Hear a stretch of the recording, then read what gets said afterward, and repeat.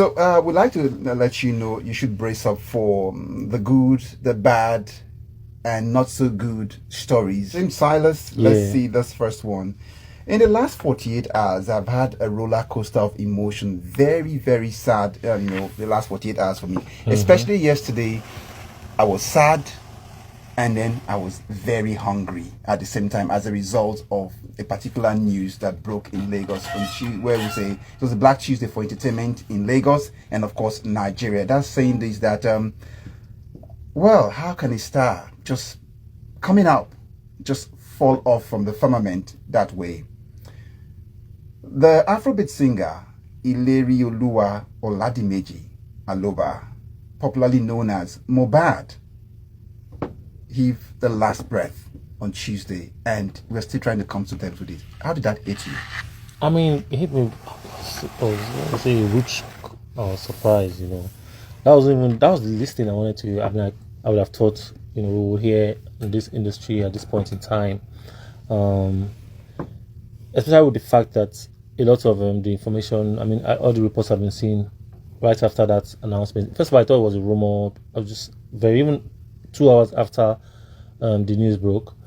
Of course, he started trending almost immediately, and I mean, there were words of "this true? Is this like a media storm?" So I wasn't sure. I just couldn't even place, and I kept wondering. Yes, they said, or the story reports was that he died, but there was no clear explanation or report of why or how he died. And I feel like it's still the same situation till right now. I mean, until an official autopsy or report is done, So it was quite surprising for me. I mean, I have a friend who, in New York, who actually had told me earlier that the guy had a performance for ahead of the Independence Day celebration, so that he was supposed to be in New York for that performance.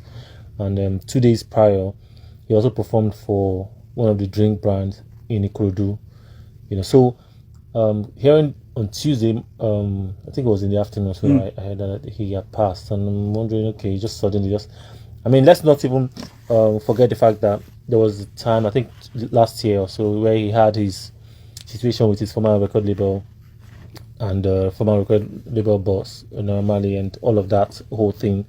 It was a situation of, are they going to hurt him? Are they going to, that there were just different stories, but that had actually faded out or passed. And then this now happened, So, and then the reports are still not clear, like I said, maybe until a proper autopsy. But I'm also hearing that he was buried probably the next day or, less than 24 hours or something. I'm not clear with that. Now, it was buried yesterday around Inikorodu, from what I gathered. Okay. And honestly, I was sad with the manner in which a star, we all know death is a leveler. Yeah. And I've seen solemn burials being organized if you're a Muslim, but that in itself, what I saw from the visuals that is circulating online, leaves a whole lot to be desired in the way it was just dumped in. If that's a video that goes around the world about how we put a star such as that gave us hits that made us so happy, when we celebrated with the Cape Kopoke and other great piece we listened to. And no autopsy. How do a man dies in this country, in this kind of situation, no autopsy? What are the law enforcement authorities even doing? Yeah, it was the question, or begs the question that I was expecting the proper reports. Even I expected that the police were supposed to jump on the situation to say, okay, to jump, because even if you die on the way to the hospital, you'll be asked to bring police reports. Yes. Do you understand? And some way, the police gets involved in the situation. They want to question how did he die or what happened. And I mean, like I said, there's been different variants of reports here and there, and all of them, the safest way they put it these days in the media is allegedly. So nobody really knows what. But I expect that we're supposed to have like an official report, even from the government, law enforcement, to say this is exactly what have happened. And if they buried him, of course, they can still exhume the body respectfully to be sure to ascertain cause of death. So, I mean, I've seen one of the reports that said that he had an ear infection, and then they gave him an injection in the hospital, and then he passed on from, maybe he got into coma, and then from there. So, but there's no official report, except if I'm speaking right now, maybe as a press time or right now happening. that has happened, but I don't know. But it's still not clear. It's still very blurry. So it would be nice to know exactly what happened to the young guy. Now, it also, what does it say about us as a people? Here was this young man, like you alluded to earlier on. Last year, he had this back and forth with his former label, and it also seemed the man was troubled. He was in the valley, and now to hear that he's passed on, his album, I hear his songs are picking up on Apple platforms and all the rest at #1. So we wait for our stars to go. When they need help, we don't even reach out to help them out. And then here we are. Yeah, sometimes we really do. I mean, but there's only much that people can do. Or, when it comes to celebrities, you see them high up there. I mean, if you're not a direct friend, a lot of times there's not much you can do really. And if nobody's coming out to speak, we are in a system where a lot of people are going through a lot, and we don't even know how to seek for help. Sometimes you say just speak out. When you say speak out, we wonder, speak out where? Do you understand what I'm saying? We don't have a lot of support system. We don't have openings here and there where you can just walk in and find help. I mean, we might probably have some, but I don't know how effective or where actually. But it would have been nice, because I remember one interview that Bella Sponda was had with Chude, where he said that he had one time intervened or something, or just reporting or saying that Mohbad was going to commit suicide earlier in the year and all that, and you wonder, people just looked at it and that was it, probably moved on. Hopefully, maybe some of his friends would have reached out and say, "Oh, we didn't know you were going through this or that," So, but it seemed to have been going through a lot since that his whole drama with the former label and been struggling. And I mean, sadly, I saw on one of the reports that he even has a wife and a 5-month-old kid. Light, the son. Do you understand? So, I mean, I didn't even know that he had gotten married. So he seemed to have lived a very few months of drama in his life, and it's actually sad that he now died at this point in time. Now, doesn't that resonate? No, I know they're in different class. That Green story back all over again. Just gone before, when you feel they would stay this long. Yeah, I mean, in all fairness, we still have a lot of those. I mean, apart from the celebrities, we have a lot of young people who are passing and everything. That Green's own passing was in maybe a different circumstance. He passed. He had a terrible accident, that he didn't make, he didn't survive. This is actually, I mean, for in Dagwin's own situation, you can, at least we understand. It didn't just happen suddenly. Yes. He had the accident, and people were all hoping that he was going to make it. There were words and reports of him talking back at somebody that's, but then suddenly he passed. But in this situation, there was no trail to the demise. It was just boom, Mohbad is gone. Dead, so somehow with all of the talent and all that, that's how one of the promising Afrobeat star just fall off the firmament. And just wish the family and the son and the wife the fortitude to bear even this the father. And the father, his dad. I don't know about the mom, but at least we are very clear that. Yes, I heard one of the reporters said that Davido sent 2 million to the dad, that kind of thing. And the father played some instrumental role in his career, because at some point we saw a visual where the father was said to have gone to appeal on his behalf with his former record label. Yes, I saw the video and all that. But the story is that the MTN VMAs 2023 is come and it's gone, and a bright Nigerian star is making the country proud. Just one album, the power of one good song, and a collabo, never underestimated. That's what I have to say about this. But Rema beats Davido, Burna Boy, Whiskey to Best Afrobeats Award at the VMAs with Calm Down, Selena Gomez. So you said MT, and it's actually MTV. Okay, sorry. VMAs. Yeah. So sometimes reports, the way the reports come, Rema beats this and that. Can we just leave it? Don't mind us. We just have wins, you understand? So, but I mean, we all get the messages regardless. So, but you see, it's actually interesting. One of the good things generally that I'll say about winning this award or this particular award is the fact that before our artists, this award used to be given at the backyard, not on the main stage. But these days, or this time around, we've come to that point where we are getting this on the same global stage with, in fact, receiving this award from another superstar. It's a big deal. I really, it was beautiful to watch.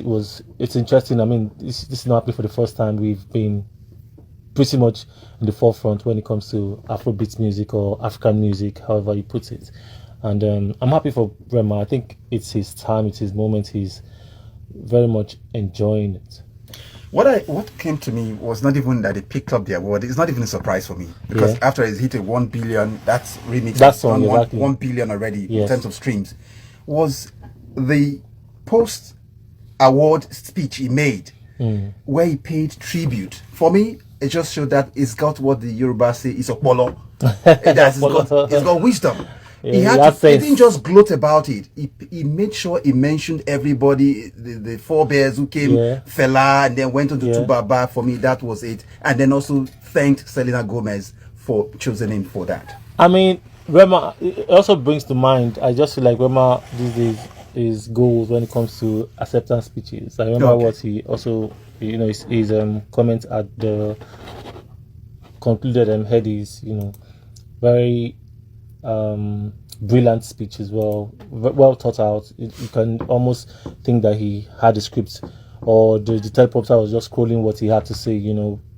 Apt, particularly mentioning and giving respect to people that deserved the respect, and it's just cool. And because he's young, so you can only imagine that people paved the way for him. People gave him a shot. I mean, shout out to the Prince, who also mentioned the Prince. Yes, you understand? Who also not necessarily discover, but we can still say discover, who has been like the mentor, who's the protege of, and it can only get better. This is what we look forward to. When you have the opportunity and you explore it, you also try to give back to the industry or the people or the ones behind you.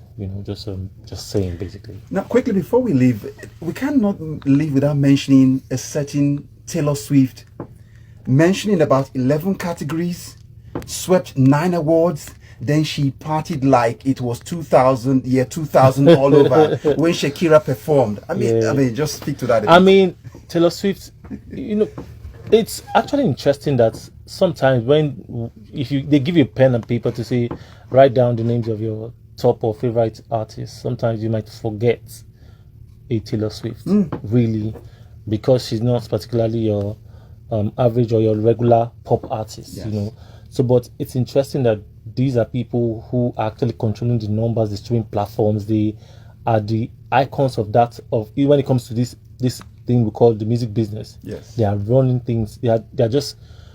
She's a big deal. However you want to put it, she is a big deal. I mean, when I look at my playlist, I don't really have Taylor Swift on my playlist. Oh, welcome to it. Anyway, do you understand? I know, do you understand? I agree totally. I know it's not even today, but even at that, I just still look at her from afar. But I respect her and I see that Taylor Swift is a big deal. Okay, copy.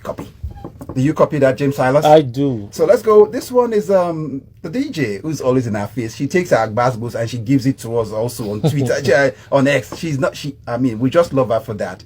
And now she says she desires to become Asake's full-time backup singer. And that's the Oxford-trained DJ, Nigerian DJ, billionaire daughter, Florence Ifeoluwa Otedola, also known as DJ Cuppy, when she met Asake for the first time. So, I mean, just when they talk about cruise, Cuppy is another cruise. I'm telling you. So that's a cruise mistress, so she's...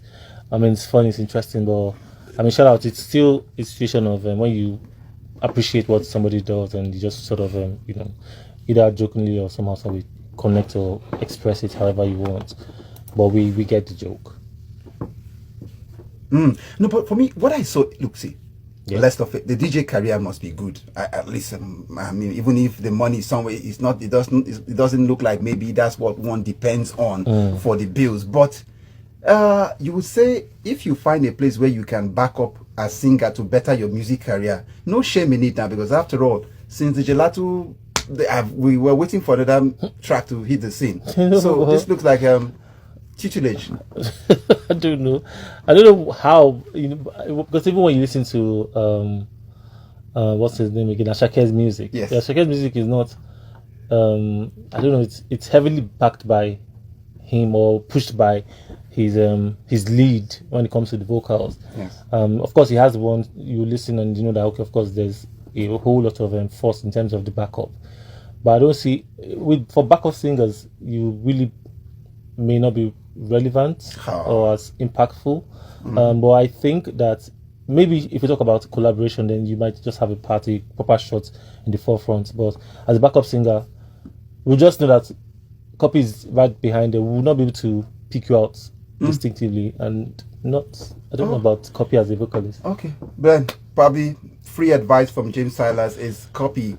Think about a collabo. Let's see a maybe DJ, be an official DJ. Okay. Run his tracks for him. All right, for free. James Silas has given you that advice already, DJ Cuppy. So let's move on to this next one.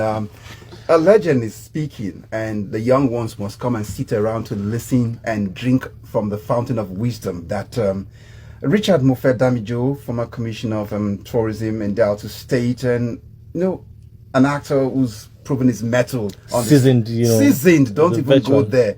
But we mentioned him last time on the grapevine for when he was speaking to one of these fans who came around, wanted to have a shot, and he said, "Take this thing, Jari, if you want to speak English." But he's back here to give advice when he appeared on with another legend, another guy also who's also down to earth and does the talk show. That's talking about Teju Babyface Oyelakin, saying that being faithful in marriage is hard. I mean, coming from him, it can't be any. There's where's the lie. I think it's beyond not just marriage, generally relationships. I feel like I don't know if I'll use the word hard or difficult, but I think we should understand the fact that it takes a lot of sacrifice and compromise to be in a relationship. As one who's also married, I totally understand where or what he's saying. So, but I think apart from marriage, even in any relationship, if you're able to, even with yourself, when it comes to relationship with yourself, to discipline is very, very important. If you are unable to discipline yourself, who knows, outside yourself, then dealing with other people might also be difficult, but yes, I believe that for him who has, he's in his second marriage after he lost his first wife, do you understand? So, and then they've been going strong, they've been going together. I'm very, very sure that he will have his challenges in his marriage, either now or before. Yes. Don't forget that RMD is like one of the, should I use the word hottest actors in Nigeria, if not Africa. But even in his old age, a lot of, people who still... You see, RMD old? So have see you, what I'm saying? Seen him cruising? Do you understand? See what I'm saying? So, but yeah. I'm just even saying that he's, one of even though he's 60 or thereabouts. Do you understand? Yes. Sought after personalities, but good things that he's married, and even at that, sometimes the streets don't care if you're married or not, as long as you are, good looking or you're just up there. So yes, relationships can be difficult, marriage can be difficult. It takes a lot of sacrifices, both for the men and for the women. Really. I like what before we leave the story to rest, we just take a quote from what he said while speaking on this podcast with Teju Babyface. He says, quote, "Women are like Jezebel. They are like Delilah. They prepare. The only way you can perpetuate the real intentions of the enemy is to constantly aim at the image of God or the symbol of authority at any time. You shoot it down." That's what he says. Exactly, and that's coming from a veteran, both in life and on the big screen. So yes. He pretty much knows that's somebody that would have faced a lot of temptations that we don't know, might have even fallen for someone, but at least has taken time to understand some of the vices. And like I said, it's actually way beyond not just for the men, just for the women. Yes. Some people also want the icons. Respectfully, I'm sorry to simplify it, but some people they just look at their either male or female, picture them in bed, as against just admire what they do, for a living. So, but it can get crazier than that too, But I totally understand what you're saying. All right, from there we move on to another African icon. That's Akon, the Senegalese American singer, who's saying, well, as you see, to stay rich, you have to stay very stingy. And if you're thinking of buying a private jet, please don't even try, because I sold it because it can make me poor. Take it away. So I think it depends on how, because for some people, even when you buy that private jet, it's not for them only. Some people put it back into business and actually make the private jet, or what's it called, or whatever the luxury item is, sort of generate income for them. So, but maybe in his own case, he bought it and kept it down and waiting for any time he wants to fly. Do you understand? Yes. So, but for some people, it's probably for business, proper for business, and then so whenever, but when they want to fly or when they want to use it, it's made available for them. So you don't just sit down there paying tax and paying for, you know, the space, airspace, and what's it called, the parking space and all of that, plus maintenance. So because, like he said sometimes the cost of maintenance in a year is even more expensive than the cost of flying it at all or something. But that's only if the private jet is not generating income. So like, it would be foolish to just buy something like that, just keep it down and wait until and how many times do you really fly? Is it per year or per month or whatever? So, but yes, but I still understand the fact that for him, he's stingy to himself, maybe. Because I heard a lot of other things that he said in that interview, and just so funny. But I sort of get what he's saying. For a man who has a large family too, don't forget that he has to be wise. You talked about planning your estate, or you said it here. Yes, I know. So that's he has to. So, but of course, money. I think what they still say about money is not because you don't spend it, but if you actually invest your money, then you'll be fine. But not. It doesn't matter how long you try to be stingy to yourself for. The money is just going to be there sitting, doing nothing until then you pass. And there's some people who know how to squander will come and help you. I like the way you put it, but then someone, you trust me, when you put these things out in social media, someone came and just tagged himself on it and said, say you are broke, Jerry, don't even come and make yourself about it. And all those things. But close this one up quickly, as we have Steve Harvey here. He's out defending his significant other here, saying, just let her rest. There are a lot of rumors, you know. I mean, we had the last one in August or so, and it feels like there's, I mean, excuse me, some people will say there's no fire without smoke, or smoke without fire. How do you put it? But the guy has stood his ground, even with the wife and everything, to say that people should mind their business and leave us alone. And I really, really think that people need to leave them alone. And I think it starts with the media and you know, talks here and there. If he has said they are fine, that whatever people are speculating is not so, people should allow them. They should. What's the joy, or what exactly are you looking for in the breakup of their marriage, of their relationship? I feel like he's in a good place, and if he said, or whatever the case is, that he's happy with where he is with his wife and his family or his home, people should let it rest and stop poking their noses into what does not concern them. That's the way I see it. All right, final story, James Silas. I don't know when is the right time for retirement, but the African giant is giving us cause to begin to think about retirement. That's because he's mentioned that he would be retiring. He's looking forward to that. And we're like, when Michael Jackson celebrated 30 years on the stage. Yes, I don't believe him. I don't think the African giant is ready to rest at any time soon. I mean, I don't see that happening. And so sometimes, of course, there will always be a time where you want to rest. But Burna Boy has also he has done a good time, no doubt. But it's when it comes to rest, this whole thing is just even starting. He has not finished conquering. I mean, I don't know if he has covered the whole continent, that, like he said before, that he was winning one or two. So, but Burna Boy is just starting, as far as I'm concerned. Have you seen what the City Boy anthem is doing across the world? Oh, absolutely. The feet stamping. Yeah. If your floor isn't strong, don't even try that. Don't play. Don't play. So, well, I mean, so I don't see him retiring anytime. But I mean, you can project. Yeah. You know, but the kind of money that the guy is making right now, he needs to make a lot of it. And the way he's also, you know, burning that money, I feel like he needs to make his so name is much Burna money. Boy, so that's his name. It's and you can't Boy. you can't just stop, you know. But the truth is that even with his in his catalog of music, and I think that that thing's going to run for a long time. But I mean, sometimes you can stop being actively in front of it to do something else, still under the same music business. But so it depends. But I do see him retiring now.